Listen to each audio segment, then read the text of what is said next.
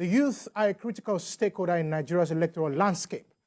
Their teeming number, which account for about 70% of Nigeria's population, makes them a force to reckon with.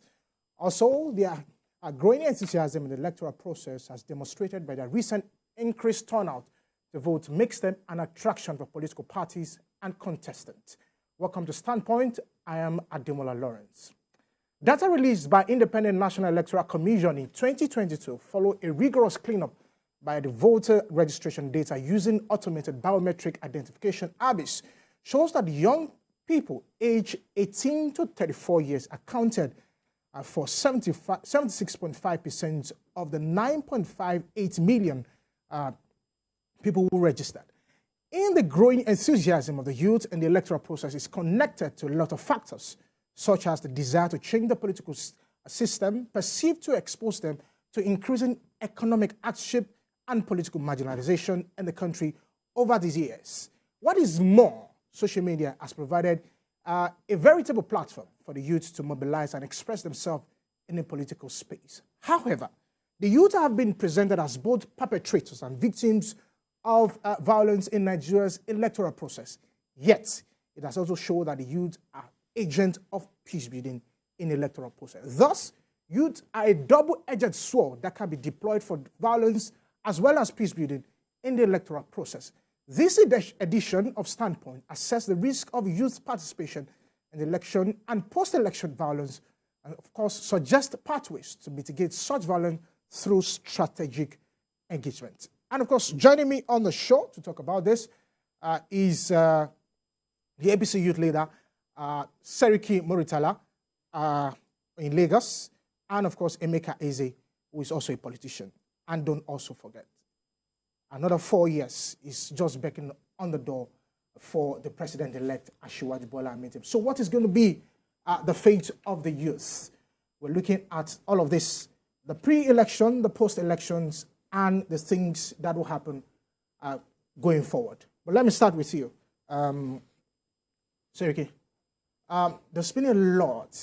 First of all, what's new in this political dispensation that we have come to see? The pre-election and, of course, the post-election. The elections are over.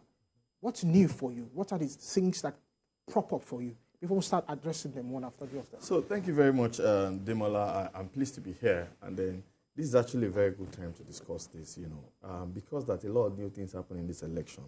This is one of the best elections as we speak right now in the history of Nigeria, from 1999 to this date, and evidence with different data that is available in the society. That tells you that this is one of the free and fairest elections ever. So this, one of those things new is that INEC has helped us in making our election a better one compared to what we used to have. Two, INEC has helped us in making sure that our vote always count and our votes would always count. INEC have also woken up the young people of Nigeria by telling them that, see, this is an opportunity for you, that instead of engaging in all of those vices that you used to engage in, this is an opportunity for you to also express yourself and you can be heard.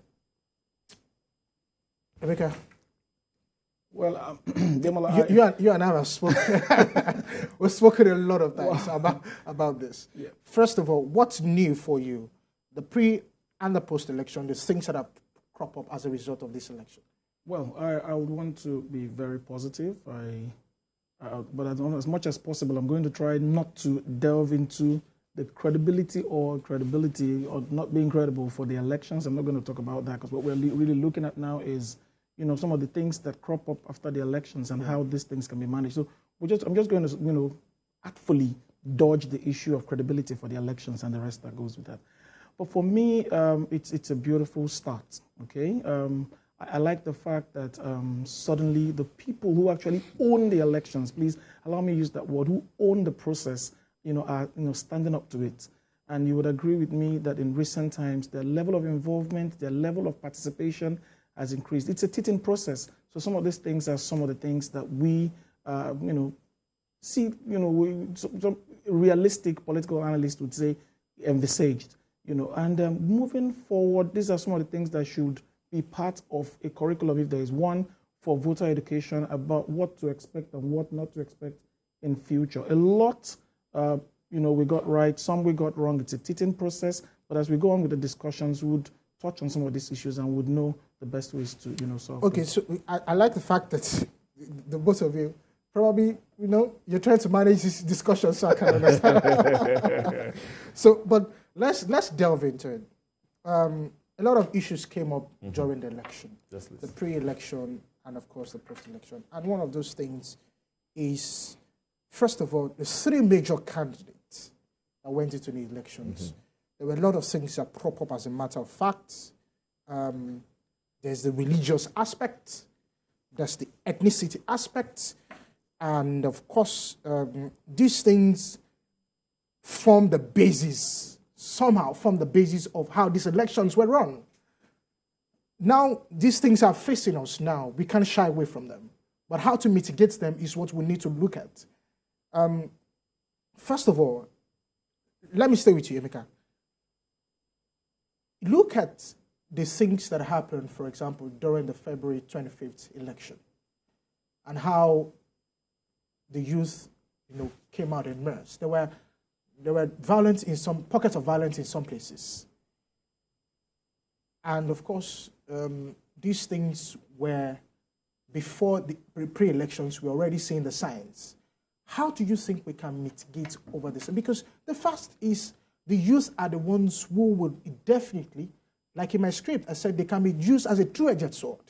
They can be peace builders, and of course, they can be the victims. How do we mitigate over this? Then I want to completely agree with you that the youths were actually, they were the perpetrators, and at the same time, they were the victims. Now, but like I said before, it's a teaching process, and we'll continue to learn. But I want to let's look at it this way. I think that it's time for us to begin to look for our black goat in the afternoon and not wait till it's late. Something happened during this election, unless we do not want to address the truth for what it is. That's what we need. Now, if you look at what happened, I don't know whether to say unfortunately, we had three candidates who represented the three tribes. So in other words, for some people quickly align themselves with their own tribe. Okay, that's one. But don't forget, amongst these youths, there were some of them who were not divided along these lines, who have already been brought together by a certain monster that was created not too long ago, that hasn't died, that they kept waiting, and they wanted to use their votes at the polling units to address. That's the NSAS movement. For some, it was that. For others, it was my person, my brother, my tribesman. For other people, it had to do with my religion, my this, my that.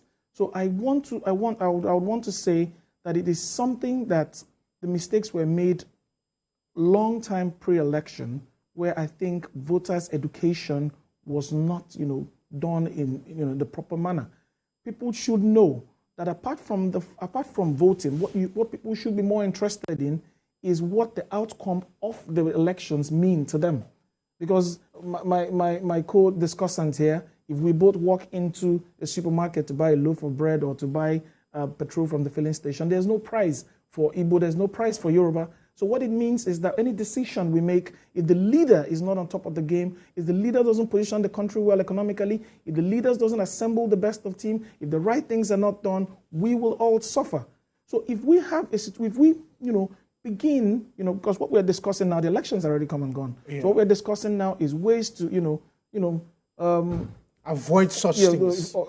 In future. Yeah. And so what that means is we must begin now, not 1 month before, not few months before, not 1 year before. We must begin now to analyze and educate these youths. They are involved. They've gotten into the picture.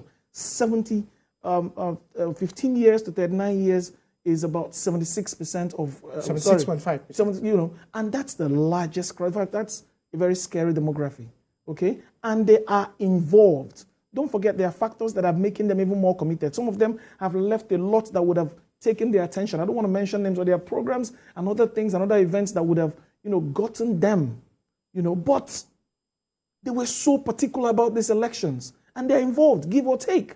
Now, the fact they're involved means a lot has to be done. The umpire, the government, the CSOs, and even private organizations have to begin now to say, young people, this is what election means. When you come into the picture, this is what's expected of you. I want to praise them. For me, I said this on some other interviews, I said the youths are actually my heroes for this election.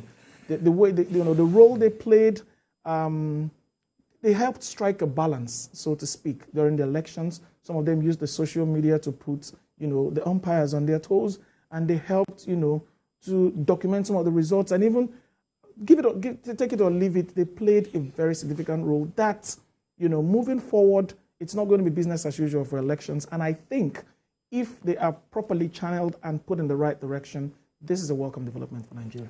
I think he said something that's, of course, that strike a chord is the fact that, not being business as usual. I saw you during the campaign trying to canvass for votes from the youth. In your interactions with these people, now I'm saying that the people youth wouldn't belong to your party, and just generally. In your interactions with them, now we are trying to forestall whatever will happen in the future. So we need to be playing with ourselves. We are, three of us sitting down on this table. We're all youth, so we need to tell ourselves the truth. True. What are the things that you think that we need to start talking about? The elections are over, but a lot of things happen, and those things are still rearing heads on social media. And if you don't get to stop them, we might just bite our fingers. Right? But how do we stop all of this? So thank you very much, Demola. Emeka already said that this is a teaching process, and I agree with him totally. During the campaign, and you can't take it away from this election, this is in the history of Nigeria from 1999 to date, where we have three major candidates from three different ethnic groups contesting keenly in this election, and they were the front runner for this election. So you expect that different things would make people want to stick to their candidates, either by religion, either by ethnicity, either by capacity, either by whoever you believed in, right? So, but then one thing we must not take away from this election is that it has come to bring us together, and it has also have come to also divide us. And then the first thing to do as young people is to start coming together and don't allow all that has divided us in the past election continue to linger. See, whether we now like it or not, we have a president-elect, which is Asiwaju Bola Ahmed Tinubu, and he's going to resume office May 29. So what I would advise young people is that we need to start coming together. One of those things we need to start speaking to now is that, sir, you have said you will do so, and so in your manifesto. How do you want to make this happen? How do we want to benefit as young people? How do you want to create an enabling environment for us to thrive? How do you want to bridge the gap of what had happened in the election, during the campaign, during the electioneering process and the campaign process? How do you want to find a way to accommodate everybody and bring them on board, irrespective of where they belong to during or after the election? And that, I think, is what young people need to start talking about. If I'm any young person who is not in APC, what I'm going to do is to bring out the manifesto and say that, oh, Asiwaju, you have told us that you are going to do this for us. When are you going to do it? Mr. Governor Babajide Sanwo-Olu, you said you are going to do this to young people. When are you going to make this available? This is what we should start doing now. We should start again as young people, come together, as we have always come together in the past, before this election, before people start going to mosque or start going into churches or going to ethnic markets to campaign for votes. And that's when the division started from. But see, the election it's gone, and we won already. So what I think now is that let us all come together and build this nation to be a better place. Let us now start looking into the manifesto. Let us now start looking into the promises that have been made by all of these our leaders in the campaign process, and let's start building it together. I can hear Nick chocolate, but I want to stick with you. Please go ahead. So there are people who are aggrieved, and they felt like they are the person that they voted for. Because when you look at the social media buzz before the election and during the election, there were a lot of social media buzz about this particular candidate that a lot of youth wanted for them to be the president. Okay. And I remember vividly, I want to point out something to you. I remember during when Asiwaju gave his, when he went to his certificate of return, he said, the youth, I heard you loud and clear. So that means that there's a lacuna somewhere that needs to be filled. And so how do you think that, you said we should move on. Some people said, man, we don't want to move on. We don't want to move on. We don't want to. There's a lot. There's a lot at stake. It depends on what moving on exactly. is. So moving on might be different from what so I understand you, Demola. And the truth of the matter remains that in an election process, we would always have different views. We would always, anywhere in the world, feel disenfranchised if we lose an election. There is nobody who wants to go into an election and feels that they want to lose the election. Yeah. Every right candidate, right from Mr. P.O. to Matiku, down to our president-elect, Asiwaju Bola Ahmed Tinubu, they really want to win the election. They were working hard to win the election. People who were supporting them were working hard to win the election. But don't be quick to forget that election is not on social media. Do not believe all of those things that we see trend on social media as it's exact. No. The same way we have young people who are supporting Asiwaju Bola Ahmed Tinubu, who are really working hard to make sure that, yes, we know this man can deliver and we want to support him. Same way we have those enormous number of young people who are with all of those other candidates. Let me tell you. Okay, I'll give you a time. There's something that you said, election is not on social media. I remember I brought one of your party chieftains into this show, and he said just 4 people at the back of the just 4 rooms is what is making a lot of noise. But eventually, that's not so actually. That's what I'm doing. I want to agree with you. No. See, let me agree with you. I'm saying that it's not one. We can't win any election on social media. It is just people who really are objective supporters of any of these candidates that have lost the election. Exception of those people who are delusional about him. Already knew that we have to move on. Already knew that, yes, we have played our part. And for every election, there would always be one winner and, of course, several losers. And that has happened already. So, so if you now think that people don't want to move on, then, I can't fault it. I can only preach to people who don't want to move on. I can only plead that the president and the governor should extend hands of fellowship to them. But, they will feel pained that they have lost the election. But that's not the true picture of what has happened in this election. Okay. I saw that you were... Really.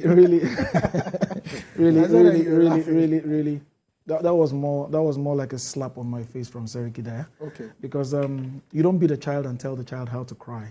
Okay? Now, this child, you've beaten the child is crying. Some would say pat with the other hand. I'll tell you something. Pre-election, that's what post-election, avoiding what happened. But if we were to delve into the real things of the election.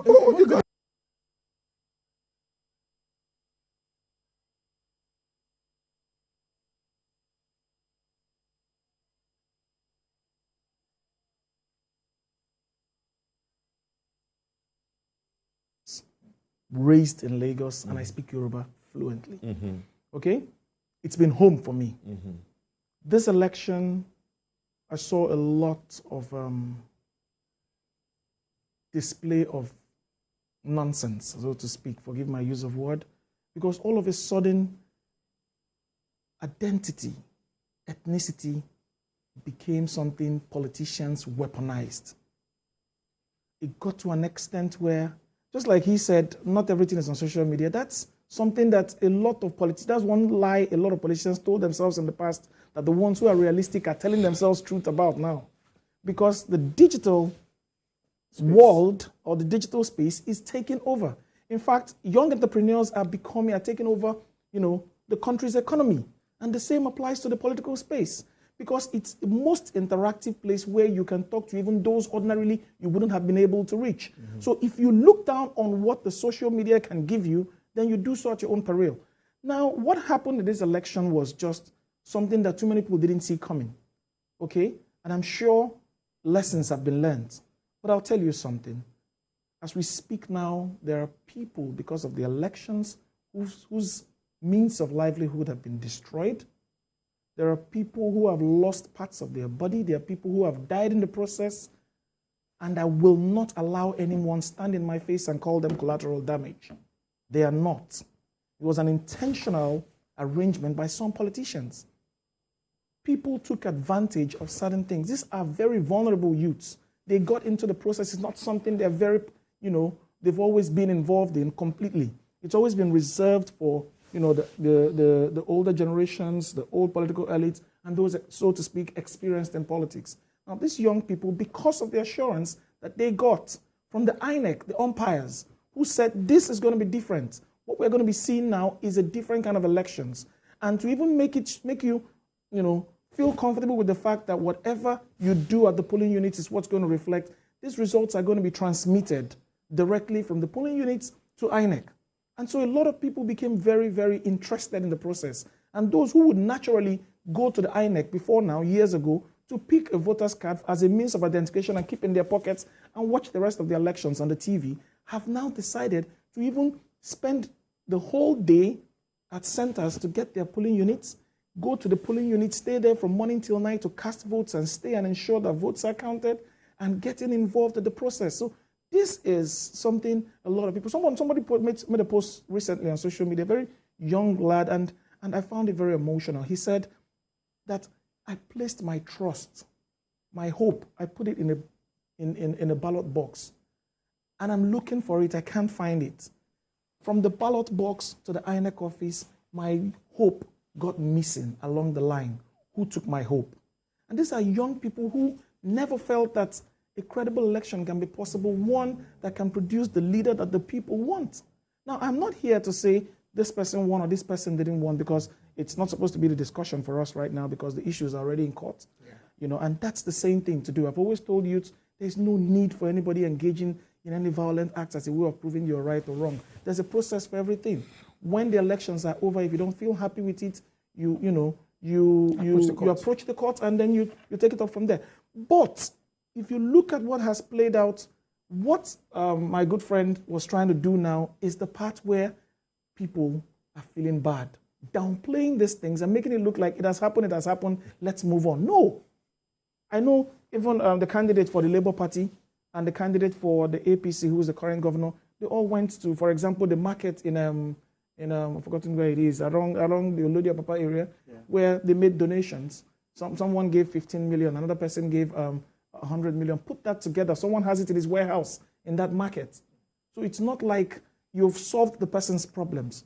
But in Igbo land, they say, it means that any kind of hunger that comes with a certain level of hope will not kill you. So if you're hungry and I know probably Seriki, my friend, is out there trying to get something for me, and he would soon come. Whenever he comes, I would have something to eat. Then there's hope attached to my hunger. It won't kill me. All I just keep doing is I keep looking out for him to arrive. So what we should be doing now, the conversations shouldn't be move on, move on, move on. That's a very wrong way of approaching it. It should be this happened because of this. We take responsibility for this. This happened because of this. Emeka, I'm coming. Don't stop. And if certain people take responsibility for the mistakes they made that has cost the nation so much, because it is sad. A lot of us were taken for fools, especially at the polling units, where you tell us this can't work.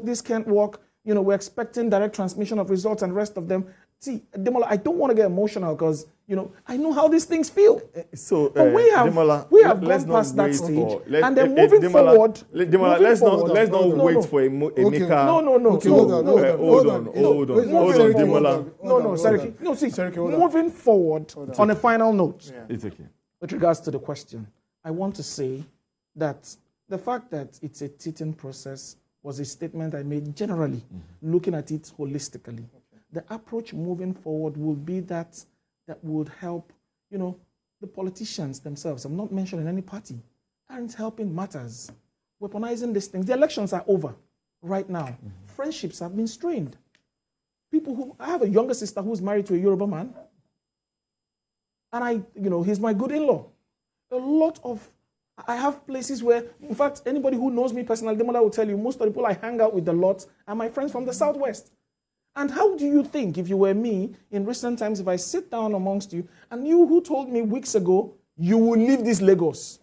I am telling you, you will leave this Lagos. So Emeka is getting emotional in an objective conversation. That's the same. And that's why I'm worried. That's the same. Because he's talking about a market. He's talking about a market that got burnt in Lagos. as if that was due to election violence. He has I forgotten. haven't said so. He has Unless you're going to help me with that. He has forgotten I haven't to said know so. that, yes, we are not happy with the situation. We have only said Let's say this that election way. process is getting better. We are not where we where we want to be, but I'm sure that we are far away from where we used to be. And I can give you the data to that. Are you aware that, yes, we are sad with all that has happened in this election, but in this whole election, we lost about 13 people in this election. But are you aware that in 2019, we lost how many? Are you aware that in 2019, data has it that we lost 150? Are you aware that in 2015, data has it that we lost 100? Hold on. Are you aware that in 2011, data has it that we lost 800 people in an election? So what I'm saying is that I'm not saying that this is perfect 100%. I'm only saying that it is a lot better compared to where we used to come from. Are you aware that in this election, before now, we used to have a lot of election violence? We still had this in this last election, and we can't take it away from that election. But are you aware again that in that election, in the history of old Lagos, we have 13,325 polling units. And out of those 13,325 polling units, we only had data from over just 84 polling units. The elections were disturbed. Well, how did you arrive that is at less this? than 1% How of the did you election. arrive at this So I'm not going to tell you. You can find it out from INEC website. Wow. This is a verifiable fact. Wow. And so This- hold on, including the Emeka. I gave you your time, disenfranchised polling Emeka. I gave you your time. So if you now say now that people are saying that, oh, see, Emeka, who has been in Lagos for over a couple of years, over decades in his life, for more than 3 or 4 decades in his life, and people are saying he has to go back to his village. We also have to look at what is the reason why that has happened. I'm a Yoruba man, I'm from Lagos. And I'm not, see, Lagos is the only place that we welcome everybody to come live and thrive. So, but when the time people start saying that, oh, Lagos is a no man's land, Lagos is a this, you think Yoruba people will be happy? Who exactly No, said no, these no. things? They are not, excuse me, hold on, Emeka. Do you think Yoruba people they are going to be happy? No. They are not going to be happy. If people come to their land, you have given them opportunity to live, you've given them opportunity to thrive, and they are saying that your land that they have come to, they are telling you that it's not even your land. It also belongs to them. You think Yoruba people are going to be happy? Okay, no, so- Emeka has come to tell me again. No, so hold on. Let's do It's that. okay. Okay, so I like the fact, first of all, I like the fact that the things that we're shying away from, we begin to talk about. Okay. And that's good. Okay. I'm okay with that. So, but we needed to talk about them because we want to prefer solutions. Yes. That's what we want to do. Good. We want to prefer solution. But first of all, let me first say this. I'm sorry, Kay. Either it's one life. Okay. It matters. No, remember I said it. hold Hold on. on. Remember I said it that Yeah.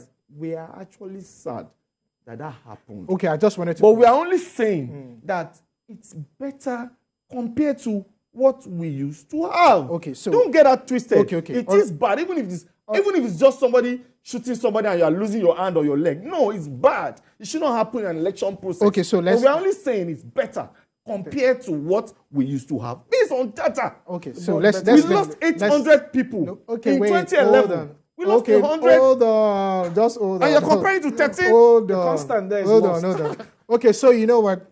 We're going to take a break. When we come back, we'll still talk about this management of election violence by the youth. Like I said, the youth can be used for a two-edged sword. Either be the perpetrators, the victims, or be the peace builder. We'll be back after this break.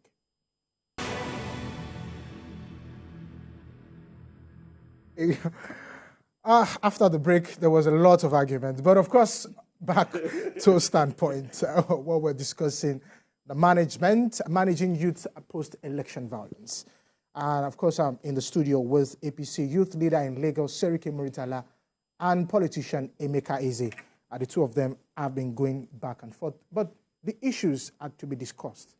And of course, one of the things that we also want to do is to provide solutions to them because we can't hide away from them. It's straight in our faces. So we need to talk about them and have proper solutions to them. So, Emeka, I'm going to come to you. Okay. I wanted to say to you that, when you were talking about how people felt disenfranchised, and there's one aspect that I wanted you to also, this perspective that I also wanted you to look. You look at the mood of the election. Correct me if I'm wrong. you look at the mood of election, it looks as if the mood of the upsurge of we want to have everything to ourselves is coming from the South. It's looking like, okay, it's from the South. And it looks like the North just want to play along with this is what we want to have. Because eventually, whether you like it or not, it played out in the election. Because a lot of people now voted for a particular candidate in the South. And the North, of course, had different candidates, maybe two candidates majorly, who voted more for them. Are you not seeing it from that angle that, maybe what is also dividing us that we also need to correct is the fact that, maybe the political education that the North has from the South, it's a bit different. Okay. I'll take it from this, but before I respond to that, I want to quickly correct one impression. And the maker will allow you are going to allow me to correct the impression. Yes. Just a very quick one. Okay. It is insane and stupid. Please, forgive my use of words. It is wrong for anyone to go. Let me withdraw the word first. Yeah, I take that back quickly. Thank you. All right. It is wrong for anyone to go to another man's land and say it's no man's land, or try to be aggressive about the ownership of that land. And I've not seen that play out in so many years. In fact, before now, I've always written on my page and everywhere how hospitable and beautiful it is like living in Southwest, particularly Lagos. Yeah. Okay? I schooled in Ogun State, so I could say Southwest. So it is wrong for anybody. Anybody who's saying that is actually bringing that topic up, either for cheap political gains or just to hit the system up, create division, and take advantage of it. Okay, so I'll just leave that. Let me tell you, make something. You would have your time. You would have your time. You would have your time. I want to go back to the question. Now, what played out during these elections? I saw a bit of difference between the presidential elections and the state governorship elections, which happened 3 weeks after. In between, a whole lot of mind changing, a whole lot of events took place, a whole lot of things, dynamics, changed. And to some of these youths, how they align their support, like I mentioned earlier, in some cases are tribal, some religious, some just wanting to, be, you see, I'll take for instance,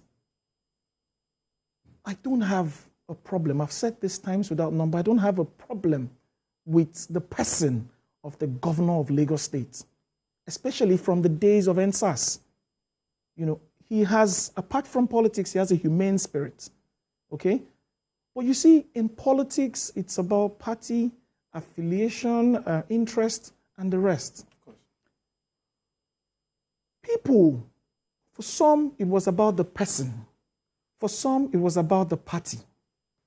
And then the person you're talking about... it was about the external force. Yes. I said this before in some other interviews. I said something unusual is about to happen. I think I had that conversation with you where I said the third force, for the first time in the history of Nigerian politics, is becoming so loud that it's almost quenching the fire of the opposition and threatening the victory of even the ruling party.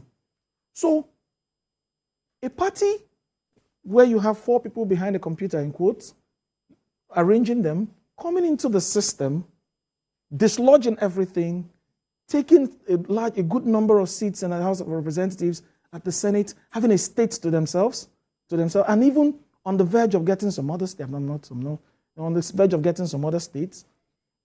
Sorry, kid, that was not for you. That was not for you. And on the verge of taking some other states. Yeah. And then we look at them, for some people, it is like, if I knew that this was like this wouldn't have been like this. And that's why we're having this conversation. Yeah. And I am saying that, you see, moving forward, the kind of things I want the youth to even get to know about are not the kind of conversation. Listen, in moving forward, it will get to a time, I want this to be put down somewhere. Okay. It will get to a time where party will become second fiddle to who the candidate is. I'll give you, for example, there's this member of the House of Assembly in Lagos State here, okay, Honorable Tope Adewale, he's APC.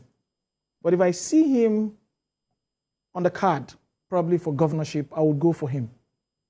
Now that is me talking personal, and that's the kind of conversations you will see moving forward, especially within the political, because this awakening is going to trigger a whole lot of things. Even for those who are occupying positions now, the seat is hot. You have to deliver. I like it when Seriki was talking about the manifesto and the things. It's going to go beyond that. We're going to begin to see places where people will begin to compile signatures and calling senators and House of Representatives members back from the chamber. We're going to see where governors and leaders will be put on their toes to deliver.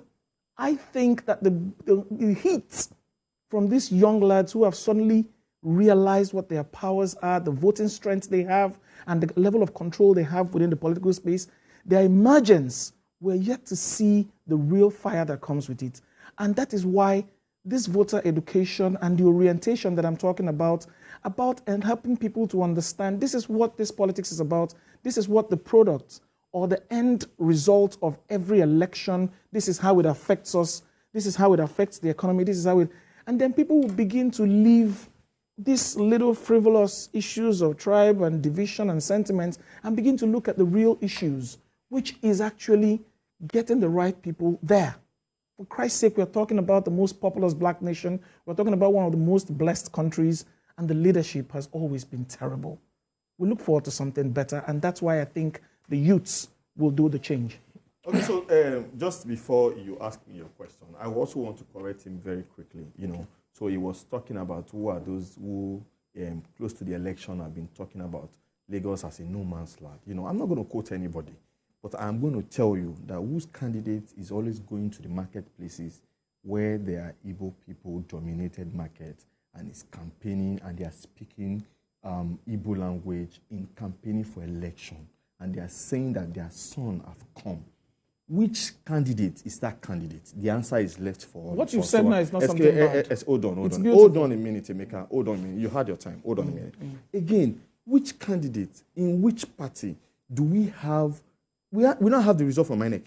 We have about 250,000 people transferred their polling units, their cards, all the way from East to Lagos, just in 2 months to the closure. It's called insecurity.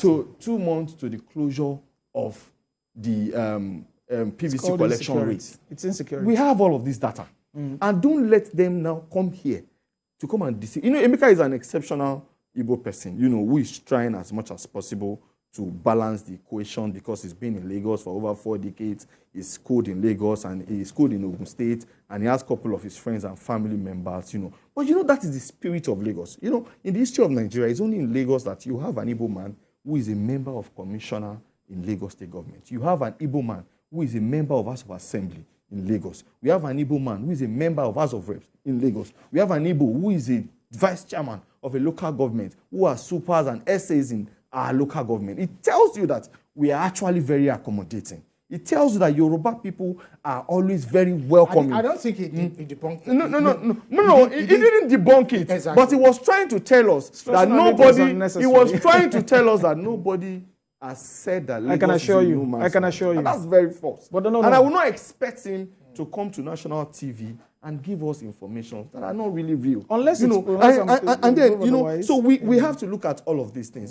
This thing started triggering Yoruba people in Lagos when we noticed that they were going from one market to another in Igbo-dominated environment. And they were saying that, yes, they are ready to take over.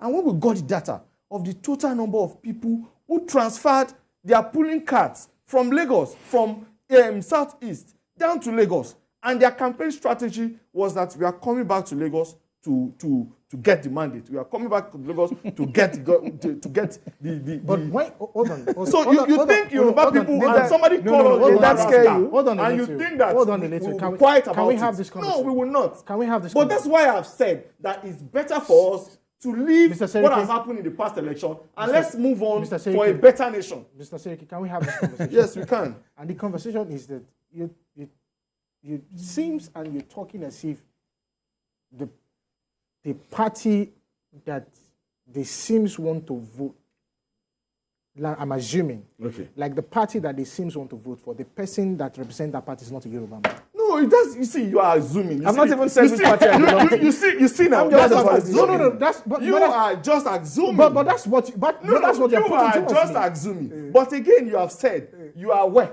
and you agree with me that a particular candidate was going from one local market What's that is wrong with dominated going to by market? the It Igbo, is and right. then What's he's wrong with talking going to to- market? He's Go to talking anywhere. to only the Igbo Is it wrong? environment, and he's not talking to the Yorubas. No, he's but not that's talking wrong. to How other did you people. come And you with are that? here No, to no, tell no, me no. that How did you come the with that? candidate is not Yoruba. Let's- No, how he's did a you come up Yoruba with that? candidate. But of course, we know that he has some Igbo. I don't want to go further so that I won't be seen as The somebody. person who's you're trying talking to be about, a- who is in charge of his campaign? Oh, no. Okay, so let's dive down. So it's better that we die down and we say that let's go forward. Okay, So so I'm not going that route. You see, he doesn't want to go That's forward. go You see, forward see, issue. No, now, the let's go approach is forward. wrong. The approach is wrong. The let's going The approach forward is wrong. will now be that No, you you see see, what this has happened. Your phone is pretty expensive. If I walk up to you, take it and hit it on the floor, break it, and then in the course of the okay, it's okay. Seriki, let's leave it. Let's move on. Let's go forward. Let's go forward. you have to buy another one. But the truth of the matter is that the phone is broken, and I'm not going to. Are die you with ready? it. Am I Are you ready going for us die to with just it? move on? Of course, we are going to move on at the end. At the end, we are going to move on. Okay, back to the moderator. Whichever way, whether we want to go back to court, whether we just want to move on or going to court, but we are good. The government is going. It's not going to wait for one person. Okay, so but let me just also say this: like, why does it matter that we have to discuss this? Because it's a critical question that we need to talk about. Why does it matter? Like I said, the three of us sitting down here, we're youth, so it does matter to us to know that there's going to be an inauguration that's going to happen on May 29th. Yes, And the president-elect is going to come. And of course, we also know that the cases are in court. But at the same time, what are the things that, that needs to start binding us together, as nation? First of all, because it looks as if the most aggrieved of the demographic that voted in this particular election are the youth. We must tell ourselves the truth. That's true. You get the most aggrieved. used. Yeah. So we cannot shy away from that, Seriki. We can't actually. so, hold on. there's Let me there's no finish. way- Let me land. it's okay. Let me land. We cannot actually shy away from that. So, I also said that Ashiwaju himself, during when he received his certificate of return, he said, "Youth, I heard you loud and clear." So there must be something that Ashiwaju has also seen. So let's provide solutions. What should be done? Beautiful. Okay, so thank you very much, Is that for me? Emeka. Okay, hold on. Thank you very much. Hold on. Okay, Demola. Just before you thank. Okay, let me start with you. What should be done? Okay, so thank you very much, Demola. I started from what should be done, but Emeka chose to bring us back. No, it's not that to he chose to bring us discuss back. what has Hold on happened first in a the minute. past. No, hold on. Okay. It's not that he chose to bring us back. We decide, the both of you decide to shy away from it. But it was something that we needed to talk about. Okay. So now, what should be done? Thank you We very are much. at this stage now. So what should be done? You know that the honest truth, yes, I would agree with you that considerable number of young people are not very pleased with the outcome of the election. But I'll tell you, I'm a youth. I am very pleased with the outcome of the election. I predicted this is what will happen in that election. And the whole larger number of youths also are pleased with that result. Now let me tell you, for people What should for be people done? for people who have built castle on a tin hair, you would expect that it would take them a longer time to realize the next step. But if you ask me what the next step is, the next step remains that let's do everything we can within our reach, that we let Lagos, we let Nigeria continue to be a peaceful environment. Let's extend hands of fellowship to each other as friends and families. Let's forgive ourselves all that has happened in the last election that people have brought to divide us. Let us try to stay united. A smart opposition, a smart young person should now be interested in whatever any candidate in Nigeria have promised us to do in the government. A smart young people should advise those other ones who are not pleased with the outcome of the election. There's a process. Go to the court and let peace reign. We have heard a lot of different threats. We have seen the Ezendigbo of Ajawo Estate who had come on air to say that he's going to bring IPOB to Lagos to start securing markets. Of course, he's been arrested now. Let us not allow all of those kind of sensitive conversation amongst us. Let us forgive ourselves and work together for this government. Let us start mending the fence now, such that in the next election, people will not come and divide us again. The honest truth is that we've been divided, whether for political reasons. I like the fact that you accept that. Yes, okay. We have been. Right. We've been divided. I know a lot of people who are my friends, who are my colleagues, who have called me at different times to say, hey, what's going on here? Why are you doing? I'm like, okay, see, this is what false information you've been fed with. But this is the exact truth. But see, we have seen it before in Nigeria, whereby a sitting governor was removed from office because that the mandate was not his. We have seen that happen in the Senate. Just in about 2011, with the presidency we almost had a rerun in that election. It was only 7 judges that were supposed to decide on the case. And out of those 7 judges, 4 was for and 3 was for against. Yeah. If that number had changed just with one person, we would have had a rerun in that election as far back as 2011. So if anybody now feels disenfranchised, feels disgruntled in the outcome of the election, it's fine. It's okay. It's normal. It's expected. Please do the right thing and don't allow anybody to come and divide us. This is how war started in Rwanda when they started calling themselves Uti and Tuti. This is how all of these little things started from. And that's why people have started saying that, oh, I'm a Yoruba rascal. I don't want to see this. We should not allow that happen. And if we keep quiet about it, it is going to start happening and it's going to divide us more. And of course, you know that, yes, Yoruba people are very accommodating. They're very welcoming. And I know that if we start mending all of these fences, in no time, all of this will become history. That will say that, yes, so in 2019, 2023, we had an election and all of this has happened and we're all good and we're moving ahead. So that's my own ideology. That's my own plea that as young people, yes, a lot has happened in the past. A lot has happened in the previous election. But then we need to start moving on. In the process of moving on, let's mend fences, let's forgive each other, let's stretch hand of friendship. Of course, if anybody still feels disgruntled, please do it via the legal means, via the right means. Thank you. All right. Thank you very much, sir. I like that part. You sounded better now. All right. So for me, the elections have gone. We can't bring it back. And what has happened has happened. For me, it is a lesson learned. It's a teaching process. And I think all we need to do is find ways of righting any wrong that has happened. I would want to use this medium to say that it is now up to those, actually their processes.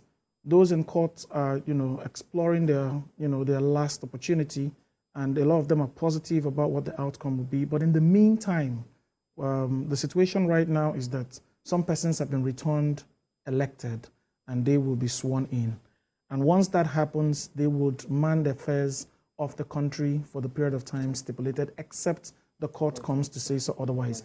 Now, once that is in place, my advice to both the president and the governors is for every state. I come from Imo State. My state is actually APC. And I am hoping that the president-elect, Asiwaju Bola Ahmed Tinubu, who, that line, I heard you loud and clear, is deep. Very deep. And so we're optimistic and hoping that it means what we think it means.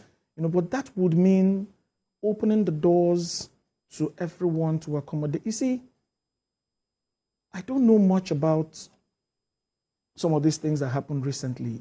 Life in Lagos as an Igbo man has always been beautiful. Always been beautiful.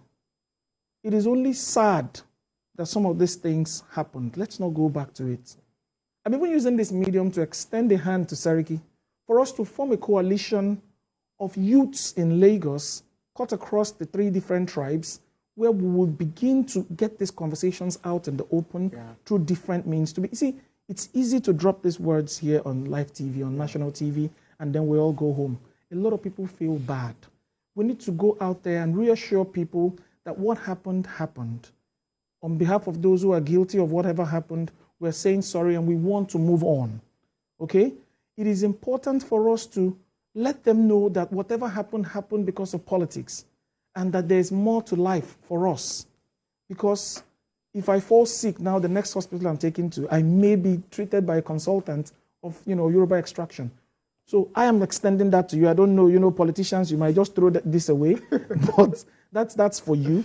And then finally, finally, if there's going to be some kind of, I want a coordinated, holistic, strategic effort to begin now to orient, educate, and speak to the youths.